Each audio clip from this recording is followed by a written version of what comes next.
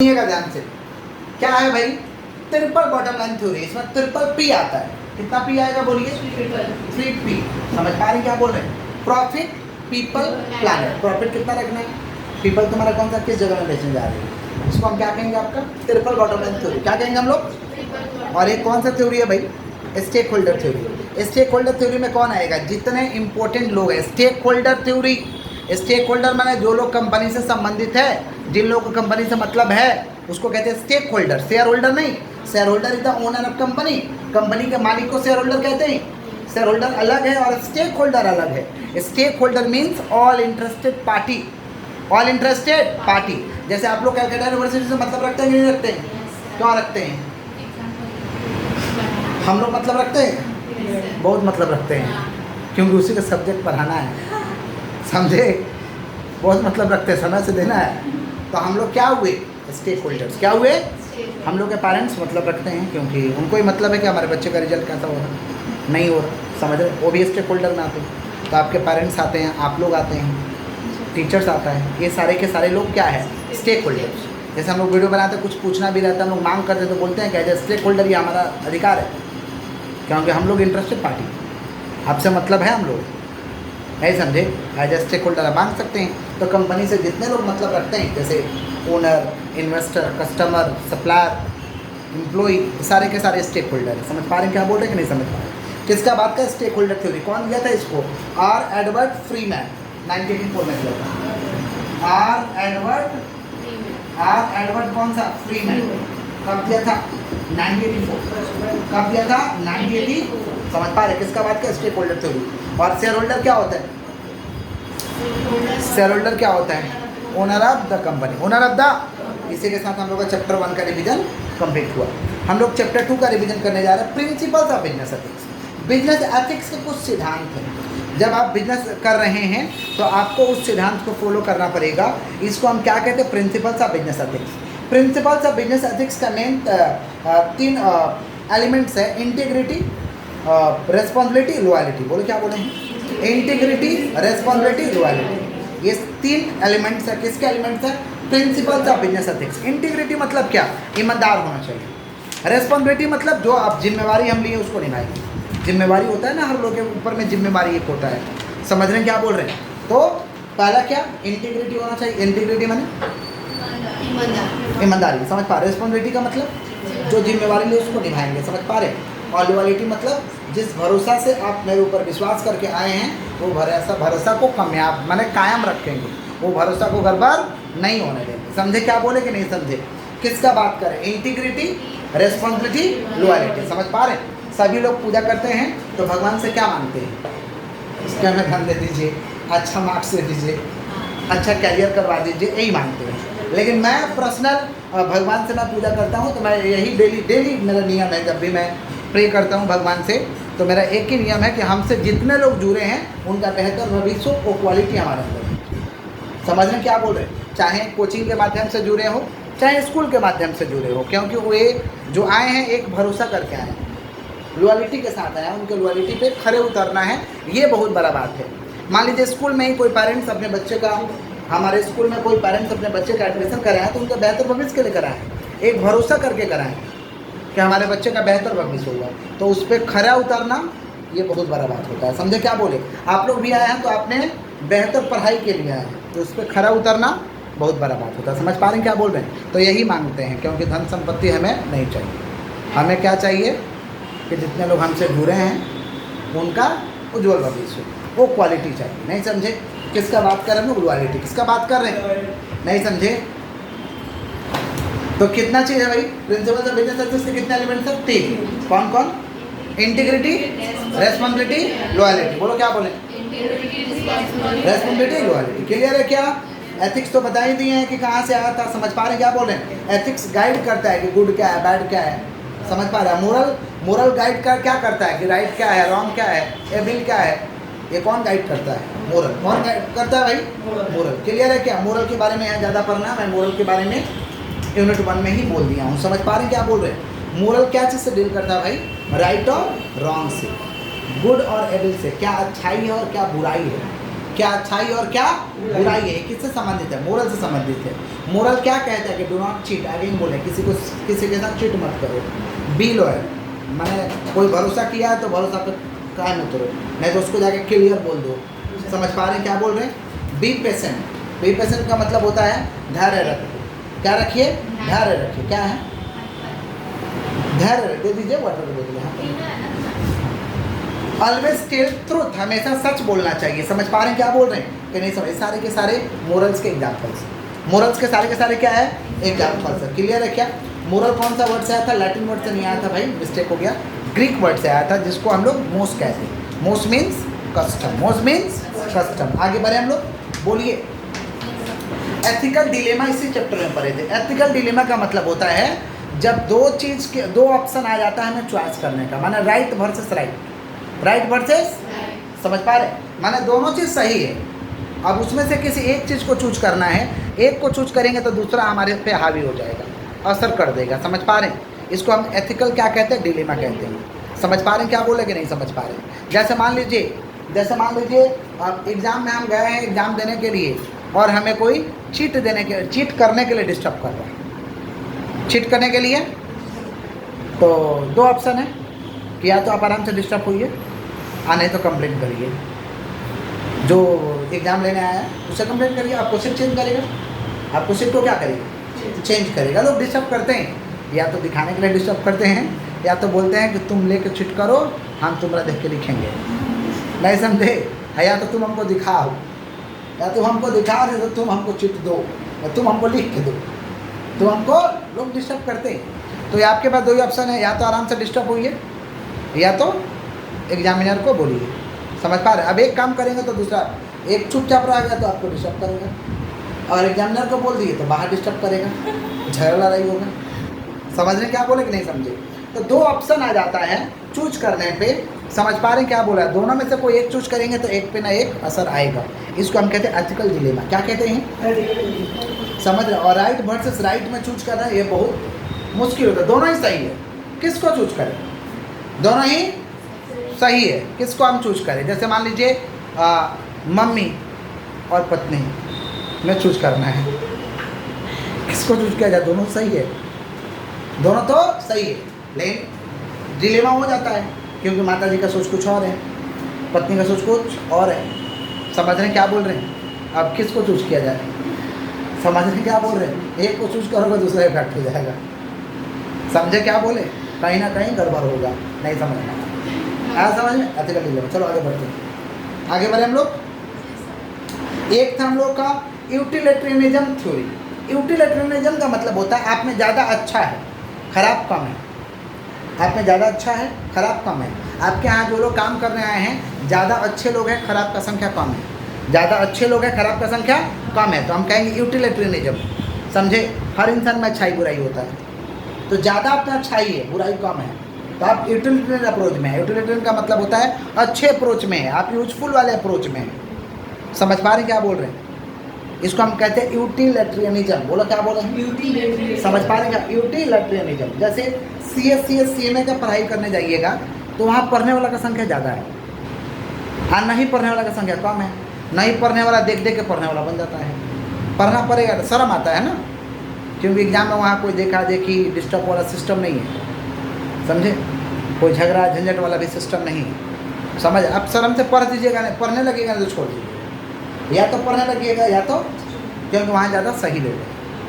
यही यूनिवर्सिटी में आते हैं तो ज़्यादा नहीं पढ़ने वाला का संख्या है, पढ़ने वाला की संख्या कम है, तो ज़्यादा नहीं वाला का संख्या पढ़ने वाला का संख्या कम है, तो पढ़ने वाला भी तो गड़बड़ा जाता है, यार वो तो नहीं पढ़ रहा है। समझ रहे क्या बोले कि नहीं समझ रहे, गड़बड़ा जाता है इसमें। इसको हम क्या कहते हैं, यूटिलिटेरियनिज्म। क्या कहते हैं, तो आप ऑर्गेनाइजेशन चला रहे हैं तो आप पे आपके ऑर्गेनाइजेशन में ज़्यादा काम करने वाला लोग होना चाहिए। तो गूंगा भी आएगा ना निकामा भी आएगा तो चलेगा, सारा सब खट रहा, साला हमको भी खटना पड़ेगा, वो भी खटने लगेगा, थोड़ा कम खटेगा, कहीं तो कोरिया इंसान है, खटेगा बट थोड़ा कम खटेगा, नहीं समझे। इसको कहते हैं यूटिलिटेरियनिज्म। क्या कहते हैं, माने ज़्यादा आप में अच्छाई है बुराई कम है, तो आप यूटिलिटेरियन अप्रोच में। क्लियर है क्या, माने अब बढ़िया रिजल्ट देगा। समझ पा रहे हैं क्या बोले कि नहीं समझ पा रहे। जस्टिस अप्रोच को कहते हैं फेयरनेस अप्रोच। क्या कहते हैं, चैप्टर 2 हम लोग का कंप्लीट होता है इसी के साथ। थोड़ा सा एलिमेंट्स बोल ही दिए हैं प्रिंसिपल्स ऑफ बिजनेस एथिक्स का। प्रिंसिपल्स ऑफ बिजनेस एथिक्स का थोड़ा सा इम्पोर्टेंट कुछ रूल्स बता दे रहे हैं कि प्रिंसिपल्स ऑफ बिजनेस एथिक्स कहता है कि अवॉइड कस्टमर एक्सप्लॉयटेशन, कस्टमर पे अत्याचार मत करो। कस्टमर पे अत्याचार, नहीं तो कस्टमर जिस दिन अत्याचार करेगा बिजनेस से बंद हो जाएगा। अवॉइड कस्टमर एक्सप्लॉयटेशन, ये प्रिंसिपल्स ऑफ बिजनेस एथिक्स कहता है।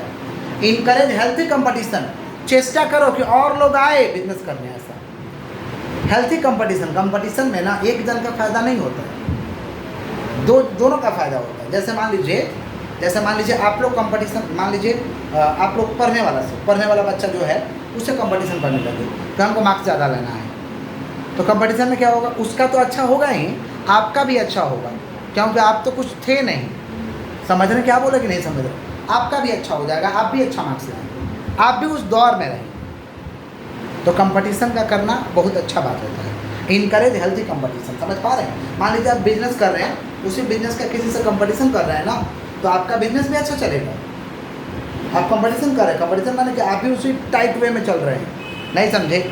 जैसे हम ही लोग के टीचिंग इंडस्ट्री में कंपटीशन होना चाहिए, और है भी, तगड़ा कंपटीशन है। समझ पा रहे हैं क्या बोल रहे हैं? तो तगड़ा कंपटीशन में कंपटीशन करिएगा तो आप खराब भी रहिएगा तो आप बढ़िया बन जाइएगा। उस दौर में कम से कम दौड़िएगा। हो सकता है कि पीछे रहिएगा, मिडिल में रहिएगा। अब बहुत तेज़ दौड़ गया है, मूड में आ गया तो आगे भी चल जाइएगा। समझ रहे हैं क्या बोल रहे हैं? किसका बात करें? इनकरेज हेल्थी कंपटीशन, कंपटीशन होना चाहिए। तो आपस में आप लोग कंपटीशन चालू करें पढ़ाई के मामले में, मार्क्स के मामले में। समझे कि नहीं समझे? बुद्धि में जा रहा है क्या बोल रहे हैं कि नहीं जा रहा है? आगे बढ़ें। Gets the accounts audited, accounts का ऑडिट होना चाहिए, जांच पड़ताल होना चाहिए। टैक्स रेगुलरली दीजिए। समझ पा रहे हैं क्या बोल रहे हैं? और जो भी इंफॉर्मेशन देना है अपने शेयर होल्डर वगैरह को, ट्रू एंड फेयर, सच्चाई वाला इंफॉर्मेशन दीजिए। ये सारे के सारे बिजनेस एथिक्स के क्या है? प्रिंसिपल्स है। एलिमेंट्स तो बता ही दिए, आते आते बताए हैं। और सुनिए ध्यान से, अच्छा सुनिए ध्यान से। Elements of principles of business ethics, principles of business ethics के भी कुछ एलिमेंट्स हैं। जैसे था एथिक्स, एथिक्स का मतलब क्या था? कौन सा वर्ड से आया था? Latin word. मोरल कौन सा वर्ड से आया था? ग्रीक वर्ड मोस, which means custom. Business ethics तो उसको कहते हैं कॉर्पोरेट एथिक्स और एथिकल डीलिंग में। ये सारे के सारे elements of principles of business ethics, elements of principles of business ethics, ये अपने हाथों से लिखवाए थे। चैप्टर हम लोग नेक्स्ट 3 में मूव करते हैं, ethics in management. Ethics in management का मतलब होता है जो आपका नियम चल रहा है, रूल्स रेगुलेशन चल रहा है, आपका काम का मैनेजमेंट चल रहा है, वहाँ पे आपका एथिक्स होना चाहिए। समझ पा रहे हैं? इसको हम क्या कहेंगे भाई? Ethics in management. Ethics in management में सबसे पहला जो पर्सन आता है वे आता है आपका विसल ब्लोइंग। विसल ब्लोइंग ऐसा व्यक्ति है जो गलत देखेगा तो बोलेगा गलत कर रहा है। समझ पा रहे? ऐसे लोगों को विसल ब्लोइंग बोलते हैं, और ऐसा लोग होना चाहिए, ऐसा लोग होना चाहिए। जैसे स्कूल में भी कुछ लड़का या गर्ल्स लोग विसल ब्लोइंग का काम करते हैं। जैसे कोई गलत काम कर रहा है तो उसको टीचर जाकर बताएगा सर ये गलत किया है, समझे? या टिफिन खा लिया, काम मैंने टिफिन नहीं हुआ है, टिफिन से पहले टिफिन शेष, बोलेगा सर ये टिफिन खा लिया, मैं टिफिन खा लिया। इसको हम क्या कहते हैं? Whistle blowing. क्या कहते हैं? तो वैसे कंपनी के अंदर कोई ना कोई गलत तो कर रहा है, उस गलत के प्रति लोग बताने वाला होना चाहिए। ऐसा लोग है तो बहुत खुशी का बात है। ऐसे लोग को 2000 रुपये बेसी दो, तुम बताना, फिर थपथपाइए, तब तो पता चलेगा कि गलती क्या है। विसल ब्लोइंग क्लियर है क्या? ये क्या करेगा? इन्फॉर्म करेगा। समझ पा रहे हैं क्या बोल रहे हैं कि नहीं समझ पा रहे हैं? क्लियर है क्या? क्या चीज़ के रूम में? रॉन्ग डूइंग, अटेंशन दिलवाएगा, ये गलत हो रहा है, इसको सही करवाइए। समझे कि नहीं समझे? विंडो ड्रेसिंग था, विंडो ड्रेसिंग अभी तो एग्जाम्पल लेके आए हैं। विंडो ड्रेसिंग का मतलब लोग अकाउंट्स में करते हैं, समझे? हो कुछ और दिखा रहे हो कुछ और, हो कुछ और दिखा रहे हो कुछ और, नहीं समझे? इसको हम कहते हैं विंडो ड्रेसिंग। क्या कहते हैं? लोग शादी ब्याह के मामले में ज़्यादा विंडो ड्रेसिंग करते हैं, रहते कुछ और है दिखाते कुछ और। ये एक जन नहीं, अगर 100% भी कहें तो ठीक ही बोल रहे हैं, समझे? विंडो ड्रेसिंग ज़्यादा होता है कुछ और दिखाएगा कुछ और, फिर लड़की आगे भट्टा फूट जाएगा। साला शादी के पहले तो यही बोला था, तो गड़बड़ किया था पूरा, नहीं समझे? हो जाएगा कि नहीं हो जाएगा? किसका बात कर रहे हैं हम लोग? Window dressing. किसका बात कर रहे हैं? समझ पा रहे हैं क्या बोल रहे हैं? जैसे अभी हाल फिलहाल में एक जन का शादी हुआ तो लोग पूछ रहे थे कि आपका भैया क्या चीज़ से आएंगे, तो बोला लोग फरारी से जाएंगे। क्या दरकार है इसे बोलने का? जब नहीं जाओगे विंडो ड्रेसिंग करने का क्या दरकार है? बोल देते सर पैदल आएगा और क्या चीज़ से आएगा, आदमी है तो आएगा, कैसे भी आएगा, हो गया। लोग विंडो ड्रेसिंग बोल दिया। अब जिस दिन बारात गया उस दिन तो खूब मजा लिया लोग, बोले तो फरारी से आएगा, फरारी किधर है, विंडो ड्रेसिंग नहीं समझे। तो लोग वैसे ही बैलेंस में बढ़ा चढ़ा के दिखा देते हैं, गलत दिखा देते हैं, आप सारा इन्फॉर्मेशन रहते कुछ और है, दिखाते कुछ और। ज़्यादातर शादी ब्याह के मैटर में हम लोग के लाइफ में होता है। किसका बात कर रहे हैं? विंडो ड्रेसिंग, समझ पा रहे हैं? तो विंडो ड्रेसिंग अकाउंट्स में किया जाता है शेयर होल्डर को मैनिपुलेट करने के लिए, धोखा देने के लिए, लोगों को धोखा देने के लिए, गुमराह करने के लिए किया जाता है। समझ गए क्या बोले? आगे बढ़े हम लोग ऐसा करते हैं कि नहीं करते हैं?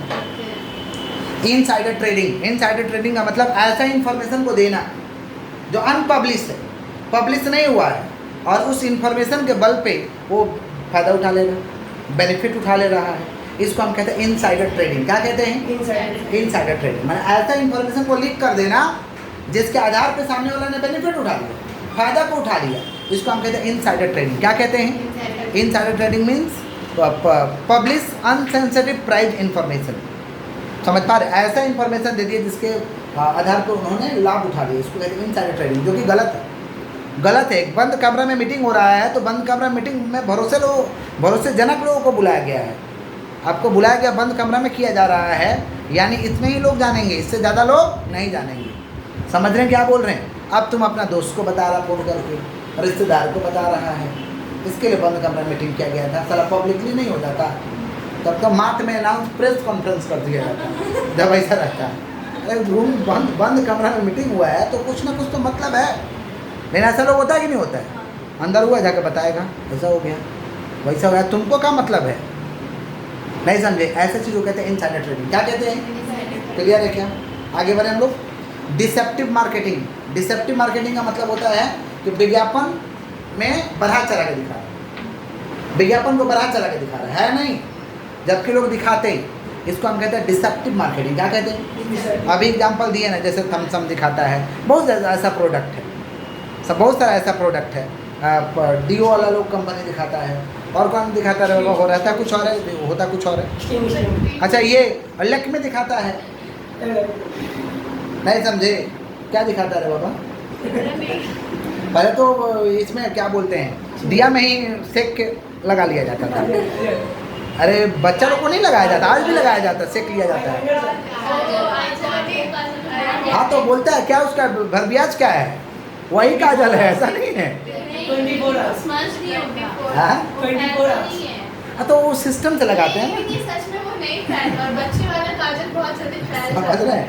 तो कहने का मतलब हम लोग तो ऐसे ही सेक के कर लेते थे, नहीं समझे? समझ रहे क्या बोल रहे? तो लक्ष्मी का प्रचार दिखाते देखते हैं, साबुन में दिखाइएगा, साबुन में देखिएगा, समझ पा रहे हैं? उल्टा सीधा प्रचार, शैम्पू में उल्टा सीधा प्रचार, समझ पा रहे हैं क्या बोल रहे हैं? कैसे ही चूल फरफराते रहेगा, होता है ना?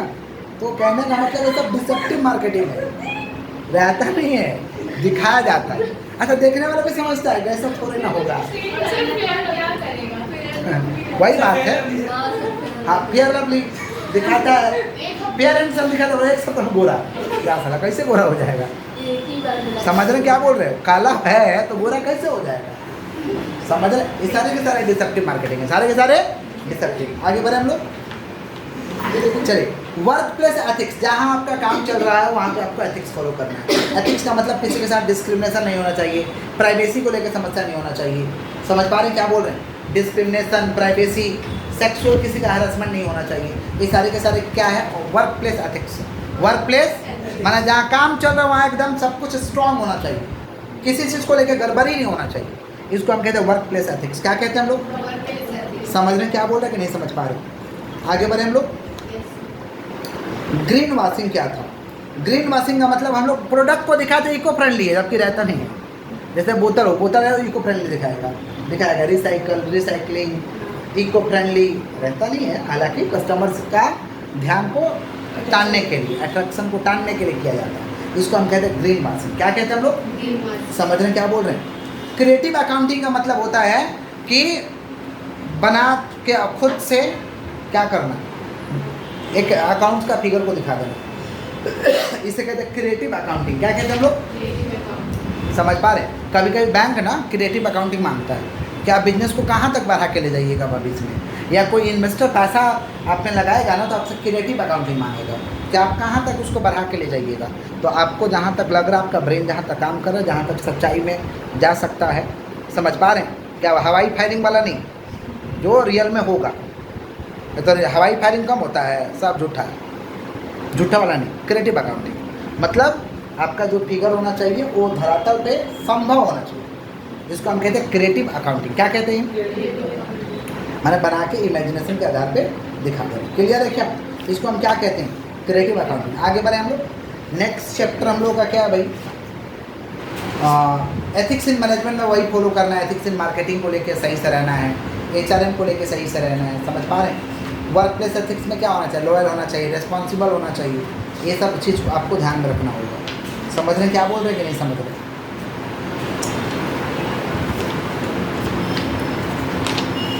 आगे बढ़ें लोग। नेक्स्ट चैप्टर हम लोग का कॉर्पोरेट कल्चर। नेक्स्ट चैप्टर क्या है भाई? Corporate culture. अच्छे से सुनिएगा।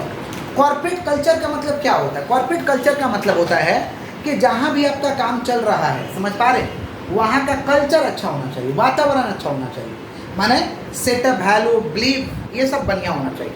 समझ पा रहे हैं? इसको हम क्या कहते हैं? Corporate culture. आप आए दिन ये वर्ड से इस्तेमाल करते हैं कि वहाँ का कल्चर ही वैसा है, माने जाने को सीख जाएगा कराची, या कल्चर ही बहुत अच्छा है, जाने से अच्छा सीख जाएगा। अच्छा कल्चर होगा तो अच्छा सीखेंगे, होता है ना? तो कॉर्पोरेट कल्चर का मतलब होता है कि कंपनी का आपका जो कल्चर है वो बेहतरीन होना चाहिए, ज़बरदस्त लेवल का होना चाहिए। इसको हम क्या कहते हैं? Corporate culture. क्या कहते हैं? कॉर्पोरेट कल्चर क्या होता है? ड्रेस कोड उसका होना चाहिए। जैसे एम्प्लॉई आया तो उसका ड्रेस कोड हर जगह जरूरी नहीं होता है। बिजनेस का आवर फिक्स होना चाहिए कि कितना बजे से कितना बजे तक खुला रहेगा। बिजनेस का आवर होता है ना कि इतना से इतना बजे तक दुकान खुलेगा, समझ रहे हैं? ऑफिस का सेटअप सही से होना चाहिए। एम्प्लॉई का क्या क्या बेनिफिट है वो क्लियर कट होना चाहिए, समझे? सेल कितना है ये होना चाहिए। हायरिंग का डिसीजन कैसे होगा? लोगों को लेंगे तो किस मुकाम पे आएंगे तो हम डिसीजन ले लेंगे कि हाँ इसको रखना है। क्लाइंट्स के साथ हमारा क्या ट्रीटमेंट होगा, समझ रहे हैं? क्लाइंट सेटिस्फाइड हो रहा है या नहीं हो रहा है, ये सारे के सारे चीज़ हमको देखना पड़ेगा। कहाँ पे देखना पड़ेगा? कॉर्पोरेट कल्चर में। कहाँ पे देखना पड़ेगा? कॉर्पोरेट कल्चर को कंपनी का कल्चर भी कहते हैं, कंपनीज कल्चर। कंपनीज कल्चर समझ पा रहे हैं क्या बोले कि नहीं समझ पा रहे? जैसे जैसे किसी का देखिए घर का ही कल्चर अच्छा नहीं होता है, घर का कल्चर अच्छा नहीं होता मतलब घर में जाने से टेंशन, क्योंकि सब लोग अलग अलग सोच के हो जाते हैं तो अच्छा नहीं लगता है, ख़राब लगता है। मन करता है कि लोग को छोड़ के कहीं चले जाए, अपने अपना नया कल्चर बना दे, समझे? नया कल्चर बनाते मतलब क्या? अपना नया बिजनेस सेटअप करेंगे, नए चीज़ों को सेटअप करेंगे, समझ पा रहे क्या बोल रहे हैं? नए तरीक़ा से ये करेंगे, समझ पा रहे? किसका बात करें हम लोग? Corporate culture. किसका? अब जैसे मेरे एकेडमिक्स लाइफ में मेरे पिताजी पढ़ाई को लेकर बहुत सीरियस रहते थे, लेकिन डेली आके वो टेंशन बताए थे। मेरा इधर 2 लाख डूब गया, उधर 5 लाख डूब गया, तो टेंशन ना हो रहा है, हम तो दे नहीं सकते हैं आपको, आपका डूब गया, सही बात है, तो आप क्यों सा बिजनेस करें? मत करिए, हम तो दे नहीं सकते हैं। डेली आके एक तो सुनाते थे, अब टेंशन होता था। टेंशन होगा कि नहीं होगा? कल्चर ख़राब हो रहा है, क्या दरकार है? हम थोड़े दे देंगे, नहीं समझे? आज जब हम पढ़ाने लगे थोड़ा अपना अलग रहने लगे तो मेरा कल्चर ठीक हो गया, हम लोग को किसी तरीके का टेंशन ही नहीं रहता है। समझ रहे क्या बोल? किसी तरीके का टेंशन नहीं, समझ रहे क्या बोल रहे कि नहीं समझ रहे? आने तो वहाँ पर डेली एक ठो प्रॉब्लम आ जाता था। प्रॉब्लम क्या मतलब? वो मानसिक आपको पीड़ा देगा, समझ रहे? अरे हम थोड़ी सोल्व कर देंगे, वो नहीं सोल्व करेंगे। अब प्रॉब्लम है तो आप खुद झेलिए ना, क्या दरकार है बच्चों को बताने, घर वाले को बताने का दरकार? बिजनेस का प्रॉब्लम है, आप खुद झेलिए, घर में क्यों ला रहे हैं? नहीं समझे? किसका बात किया? Corporate culture. अब उनका भी सही है, वो अपने भी जगह पर सही थे, किसी से बोलेंगे तब ना हल्का होगा, नहीं तो भारी हो जाएगा, तो भी दिक्कत है। लेकिन उसका नेगेटिव असर हो रहा है, उसका क्या हो रहा है? नेगेटिव असर। तो वैसे होता है कॉर्पोरेट कल्चर। कंपनी के अंदर का कल्चर बेहतरीन होना चाहिए, घर का कल्चर बेहतरीन होना चाहिए, वैसे ही कंपनी के अंदर का भी कल्चर क्या होना चाहिए? बेहतरीन होना चाहिए। ग्लोबलाइजेशन का मतलब क्या होता है? इंटरेक्शन ऑफ, समझ पा रहे हैं क्या बोल रहे हैं? इंटरेक्शन ऑफ क्या? वर्ल्ड वाइड इंटरेक्शन कर रही है कि फ्यूचर में पृथ्वी पे ऐसा कंपनी किस तरीके से काम कर रहा है, समझ रहे हैं? ये सब एम्प्लॉय को अपना बताइए, सब देख के आइए, समझ पा रहे हैं क्या बोल रहे हैं? इसको हम क्या कहेंगे? ग्लोबलाइजेशन। क्या कहेंगे हम लोग? ग्लोबलाइजेशन। कॉर्पोरेट कल्चर में और था हम लोगों का कि components of corporate culture. Corporate culture के कुछ कंपोनेंट्स है।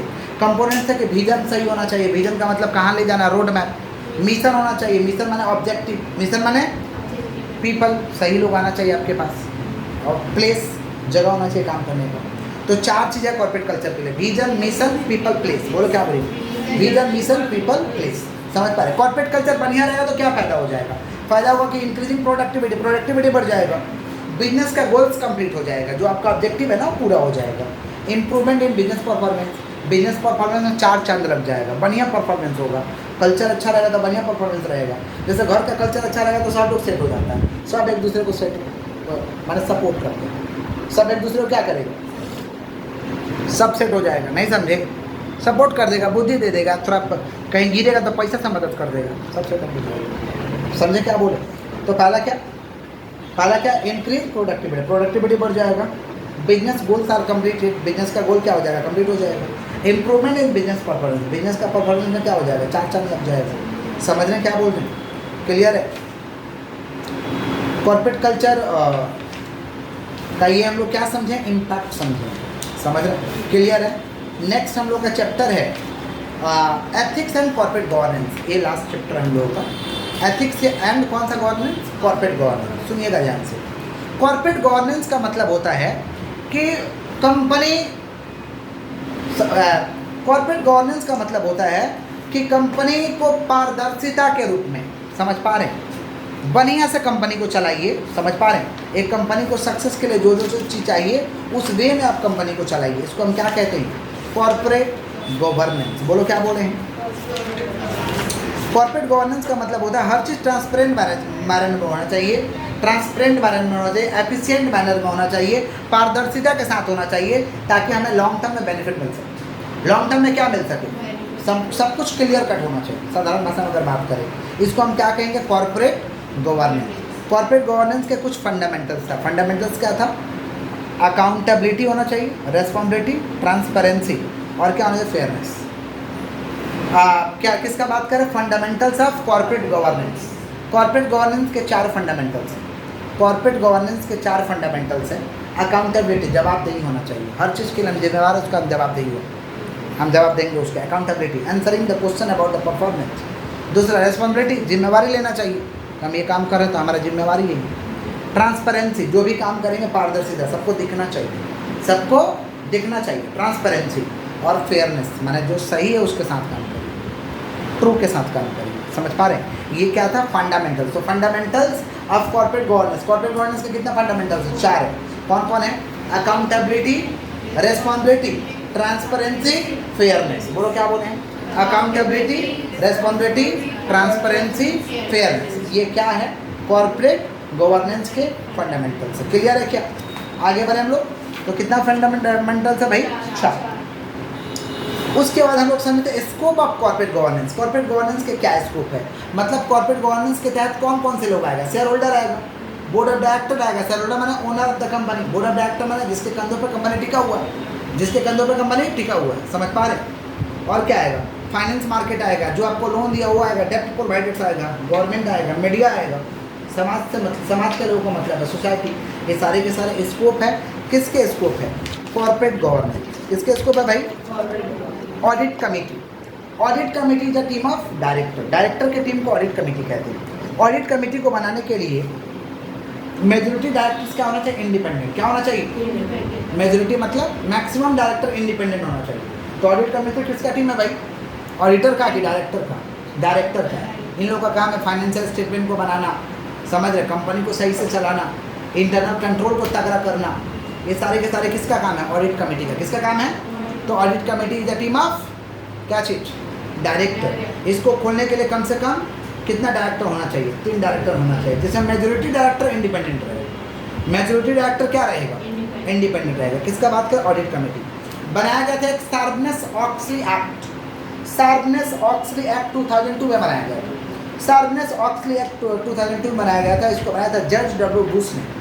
जज डब्ल्यू बुश ने किस लिए बनाया था Sarbanes Oxley act, to crack down the fraudulent काम को रोकने के लिए एक तो एक्ट बनाया गया था जिसका नाम था सार्बनेस-ऑक्सली एक्ट। क्या नाम था, ये एक्ट बना तो और फ्रॉड बढ़ गया, तो इसके लिए बहुत सारे कमेटी को सेटअप किया गया, जैसे नरेश चंद्र कमेटी को सेटअप किया गया था। जे ईरानी कमेटी को सेटअप किया गया, नारायण मूर्ति कमेटी को सेटअप किया गया। ये सब कमेटी को सेटअप किया गया ताकि ये जो फ्रॉड है उसको रोका जा सके। समझ पा रहे? और ये कमेटी अपने तरीके से काम किया और आज शेयर मार्केट में, सिक्योरिटी मार्केट में, मतलब स्टॉक एक्सचेंज में हर तरीके का फ्रॉड लगभग रुक गया है। ये बोले फ्रॉड कम होता है, ना मात्रा में होता है। समझ रहे? ये सारे कमेटी कर रहे हैं। तो सार्नेस ऑक्सली एक्ट कब बना था? 2002 में। इसी के साथ हम लोगों का बिजनेस एथिक्स का पूरा रिवीजन खत्म होता है। समझ पा रहे हैं क्या बोल रहे हैं?